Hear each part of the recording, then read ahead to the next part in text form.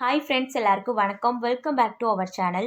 இன்றைக்கி நம்ம சேனலில் என்ன வீடியோ பார்க்க போகிறோன்னு பார்த்தீங்கன்னா, ஆடி 18 அன்னைக்கு நான் என்னென்ன விதைகள்லாம் விதைச்சேன் அப்படிங்கிறது தான் உங்கள் கூட ஷேர் பண்ண போகிறேன். வீடியோக்குள்ளே போகிறதுக்கு முன்னாடி நீங்கள் இன்னும் நம்ம சேனல் சப்ஸ்கிரைப் பண்ணலைன்னா மறக்காம சப்ஸ்கிரைப் பண்ணிக்கோங்க. இப்போ வாங்க வீடியோக்குள்ளே போகலாம். செடிகள் நிறைய வைக்கணும் அப்படிங்கிறதுக்காக கோகோபீட் நிறைய வாங்கி வச்சுருந்தேன். அடுத்ததாக செம்மண்ணும் வாங்கி வச்சுருந்தேன். இதுக்காக செம்மண் எங்கெங்கேயோ தேடி பார்த்தோம், எங்கேயுமே கிடைக்கல. அதுக்கப்புறமா ஆன்லைனில் ஆர்டர் பண்ணி தான் வாங்கினோம். இது நம்ம செடிக்கு ரொம்பவுமே நல்லது. அடுத்ததாக என்ன எடுத்திருக்கேன்னு பார்த்தீங்கன்னா, மாட்டு சாணம் தான். மாட்டு சாணத்தை பார்த்தீங்கன்னா எடுத்துகிட்டு அப்படியே வச்சிடாதீங்க பச்சையாக. அது நல்லா காய வச்சு பவுடர் ஆக்கி தான் நம்ம கொடுக்கணும். பச்சையாக போடும்போது புழுக்கள்லாம் நிறையா வரும் நம்ம செடிக்கு. நம்ம செடிகளுக்கு தண்ணியும் உரமும் எவ்வளோ முக்கியமோ அதை விட அதிகமாக மண்கலவை ரொம்ப முக்கியம். மண்கலவை நல்லா இருந்தால் தான் நம்மளோட செடி ஸ்டார்டிங்கில் இருந்து நல்லா க்ரோத் ஆகும். மண் கலவை எப்படி எடுத்திருக்கேன்னு பார்த்தீங்கன்னா, கோகோபீட் 2 பங்கு, மாட்டு எரு 2 பங்கு, செம்மண் 1 பங்கு. நான் எல்லா செடிக்குமே வைக்க போகிறதுனால எல்லாத்துல இருந்தும் கொஞ்சம் எக்ஸ்ட்ரா குவான்டிட்டி எடுத்திருக்கேன். செம்மண்ணில் கெட்டி கெட்டியாக இருந்துச்சு, அதெல்லாம் நுணுக்கி போட்டுட்ருந்தோம். பத்தாததுக்கு கல் வேறு இருந்துச்சு. இது பத்தாதுன்னு வெயில் வேறு நானும் ஜாயின் பண்ணிக்கிறேன்ட்டு வந்துருச்சு. கல்லெல்லாம் எடுத்து தூக்கி போட்டுட்டு காய வச்சுருந்த மாட்டு சாணத்தையும் நல்லா தட்டி போட்டுட்டு, அதுக்கப்புறமா மண்புழு உரம் வேறு இருந்துச்சு, அதை விட்டுருவோமா, அதையும் இதில் ஆட் பண்ணிட்டோம். இப்போ நம்ம போட்டிருக்க எல்லாத்தையுமே பார்த்திங்கன்னா நல்லா மிக்ஸ் பண்ணியாச்சு. காஞ்ச இலைகள் இருந்துச்சுன்னா அதையும் கூட போட்டுக்கலாம். கண்டிப்பாக வேப்பம் புண்ணாக்கு இருந்தால் அதையும் போட்டுக்கோங்க. செம்மண் போட்டு நம்ம செடி வைக்கிறது ரொம்பவுமே நல்லது. உங்ககிட்ட செம்மண் இல்லை அப்படின்னா நீங்கள் தோட்டத்து மண்ணை கூட போட்டுக்கோங்க. இப்போ நான் பார்த்தீங்கன்னா ஒரு 10 தொட்டிக்கிட்ட எடுத்து வச்சுருக்கேன். இதில் நம்ம ரெடி பண்ணி வச்சுருக்க மண்ணெல்லாம் ஃபில் பண்ணிக்கலாம்.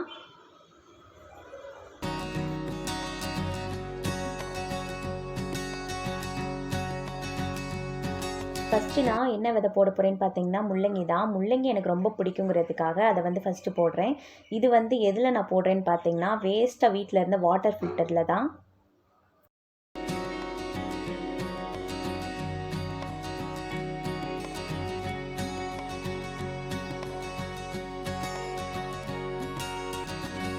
முள்ளங்கி விதை பார்த்தீங்கன்னா ஒவ்வொரு லைன்லேயும் 3 விதைகள் மட்டும் நான் போட்டுக்கிறேன்.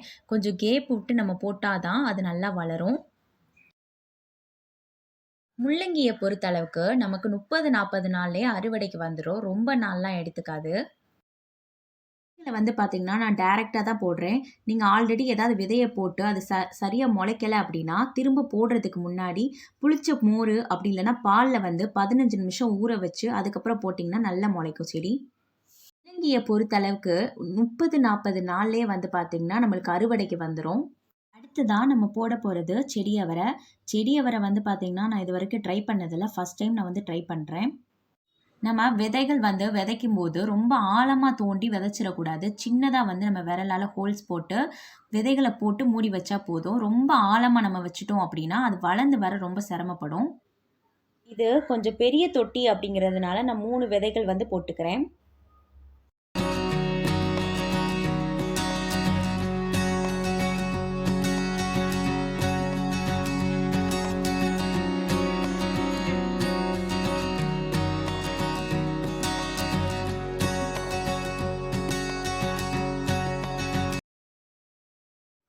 நெக்ஸ்ட்டு நம்ம போட போகிற விதை என்னென்னு பார்த்தீங்கன்னா கத்திரிக்காய் விதை.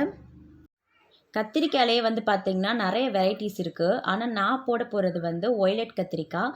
இதுக்கு நம்ம மண்ணை நல்லா கிளறி விட்டுட்டு விதைகளெல்லாம் தூவி விட்டுட்டு அதுக்கப்புறமா மண்ணை மூடி விட்டால் போதும்.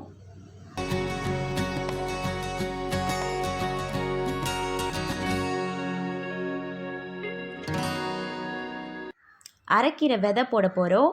இது நான் எதில் போடுறேன்னு பார்த்தீங்கன்னா பழைய ஃப்ரிட்ஜில் இருந்த ட்ரே தான் நான் எடுத்திருக்கேன். அதில் தான் நான் இந்த விதையை போடுறேன். கீரை விதை போடுறதுக்கு நான் க்ரோ பேக் ஆர்டர் பண்ணியிருந்தேன். அது வர லேட் ஆனதுனால நான் இதிலே போட்டுட்டேன்.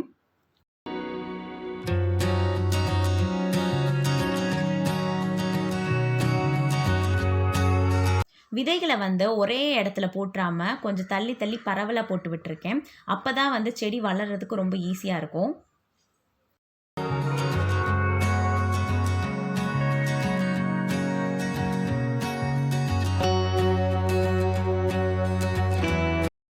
இதே ட்ரேயில் தான் நான் சிறுகீரையும் போட போகிறேன். லெஃப்ட் சைடு வந்து அரைக்கீரை, ரைட் சைடு வந்து சிறுகீரை வந்து போட போகிறேன்.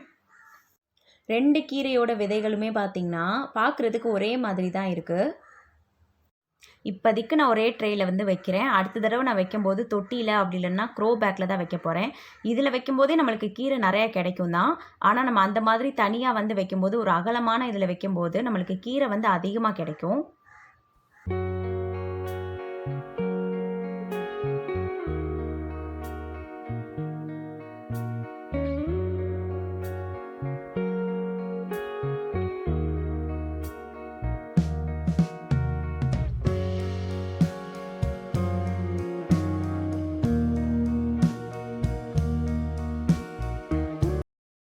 விதைகளை வந்து போட்டு நல்லா மூடி வச்சுட்டு இதுக்கு மேலேயே வந்து நான் கோகோ பீட்டை வந்து தூவி விட்டுக்கிறேன்.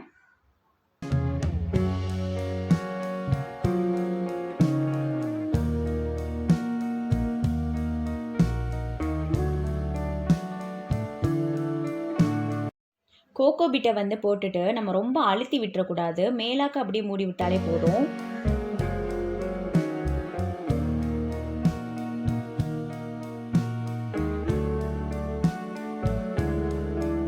அடுத்து நம்ம செடி பீன்ஸ் விதை தான் போட போகிறோம். பீன்ஸ் விதை வந்து பார்த்திங்கன்னா நான் 3 எடுத்து சின்னதாக ஹோல்ஸ் போட்டு வந்து வச்சுக்கிறேன்.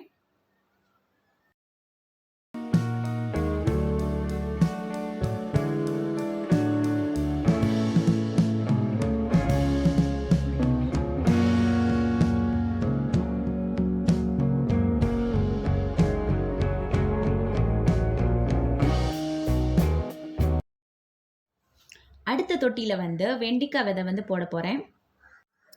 வெண்டிக்காய் விதை வந்து பார்த்திங்கன்னா நான் 2 தான் போட போகிறேன். அம்மம்மா வீட்டிலே வந்து பார்த்திங்கன்னா வெண்டிக்காய் விதை 2 தான் போட்டு விட்டேன். அது நல்லா வளர்ந்து இப்போ பூ பூக்க ஆரம்பிச்சிருச்சு. ஆல்ரெடி நான் அந்த வீடியோவும் போட்டிருக்கேன். வெண்டிக்காய் வந்து எனக்கு பிடிக்காது, பட் அம்மாவுக்கும் டேடிக்கும் பிடிக்கும். அதுக்காக வீட்டில் வளர்க்கணும்னு ஆசைப்பட்டேன்.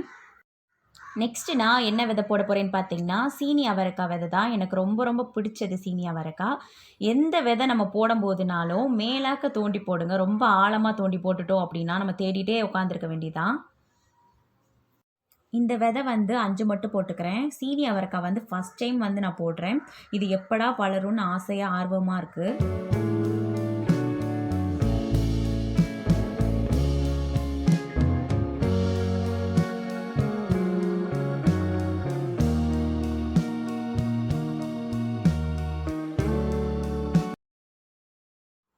இப்போ நம்ம என்ன விதை போட போகிறோம்னு பார்த்தீங்கன்னா பாலக்கீரை விதை தான்.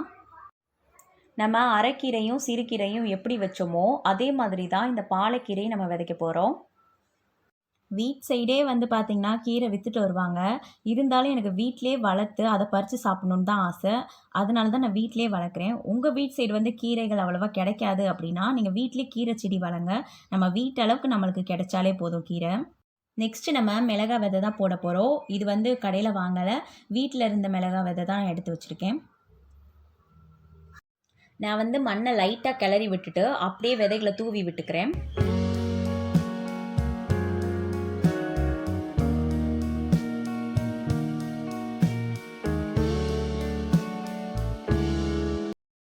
பாவக்காய் வந்து வாங்கியிருந்தோம். அதிலேருந்து நிறைய விதைகள் வந்து எடுத்து வச்சேன். எல்லாத்தையும் மொத்தமாக போட்டுற முடியாது அப்படிங்கிறதுனால நான் இப்போ 2 விதை மட்டும் போட்டுக்கிறேன்.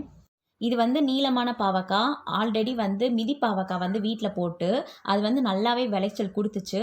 சரி இதை வந்து ட்ரை பண்ணி பார்க்கலான்னு இந்த தடவை வந்து போடுறேன். அடுத்ததாக வந்து பார்த்திங்கன்னா மிளகு தக்காளி கீரை. இது வந்து நான் குச்சி தான் வச்சு விட்ருக்கேன். அதுவே தளைஞ்சு வருது. அப்படி இருந்தாலும் விதைகள் வந்து கொஞ்சம் இருந்துச்சு. அது வந்து நான் மேலாக்க தூவி விட்டுக்கிறேன். இப்போ நம்ம விதைகள் போட்ட தொட்டிகளுக்கு எல்லாம் தண்ணி தெளித்து விட்டுக்கலாம். பூவாளி இருந்தால் நீங்கள் அதை கூட யூஸ் பண்ணிக்கோங்க. நம்ம தண்ணியை வந்து பொல்லுன்னு ஊற்றி விட்டுறக்கூடாது. விதைகள்லாம் வந்து பார்த்திங்கன்னா பிரிஞ்சு பிரிஞ்சு போயிடும், ஒவ்வொரு பக்கமாக போயிடும். அதனால் வந்து தண்ணியை வந்து நல்லா மெதுவாக தெளித்து மட்டும் விடுங்க. உங்ககிட்ட வந்து ஸ்ப்ரே பாட்டில் இருந்துச்சு அப்படின்னா நீங்கள் அதை வச்சு கூட ஸ்ப்ரே பண்ணி விடுங்க மெதுவாக.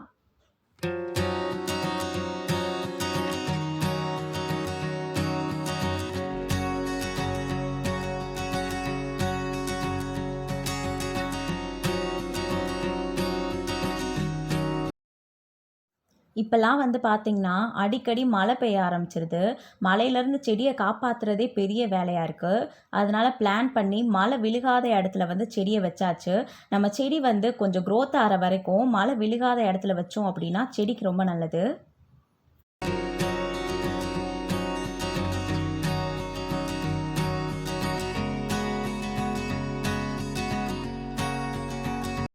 நான் வந்து பார்த்தீங்கன்னா, டைரக்ட்டான வெயிலெல்லாம் வைக்கல.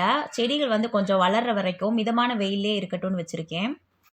மண்ணு வந்து பார்த்தீங்கன்னா, எப்பவுமே ஈரப்பதத்தோட இருக்கணும். நம்ம கோகோ பீட் ஆட் பண்ணியிருக்கிறதுக்கு ரீசனே அதுதான்.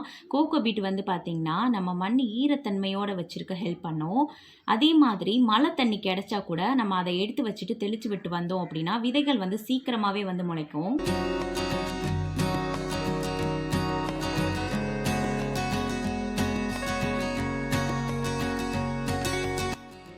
இப்போதைக்கு நான் எந்த உரமுமே வந்து கொடுக்க மாட்டேன் செடிக்கு. மண் கலவையே வந்து பார்த்தீங்கன்னா, நம்ம செடி நல்லா க்ரோத் ஆகிறதுக்கு ஹெல்ப் பண்ணும். பயோ ஃபெர்டிலைசர் வந்து பார்த்தீங்கன்னா, நான் ஆட் பண்ணலை. ஏன்னா இப்போ என்கிட்ட அது அவைலபிளாக இல்லை. உங்ககிட்ட இருந்துச்சு அப்படின்னா நீங்கள் அதையும் ஆட் பண்ணிக்கோங்க. செடி நல்லா வளரும். நான் ஆர்டர் பண்ண க்ரோ பேக்கில் வந்ததும் அந்த விதைகளெல்லாம் வந்து போட்டுருவேன். நான் ஆசைப்பட்ட மாதிரி நான் நினச்ச விதைகளெல்லாம் ஆடி 18 அன்னைக்கு போட்டுட்டேன். நீங்கள் என்னென்ன விதைகள்லாம் வந்து போட்டிங்க அப்படின்னு கமெண்ட் பாக்ஸில் வந்து சொல்லுங்கள். இந்த விதைகளோட அப்டேட்லாம் நான் கூடிய சீக்கிரமே வந்து கொடுக்குறேன் அப்பப்போ. ஓகே, இந்த வீடியோ உங்களுக்கு பிடிச்சிருக்குன்னு நம்புகிறேன். தேங்க்யூ ஃபார் வாட்சிங்.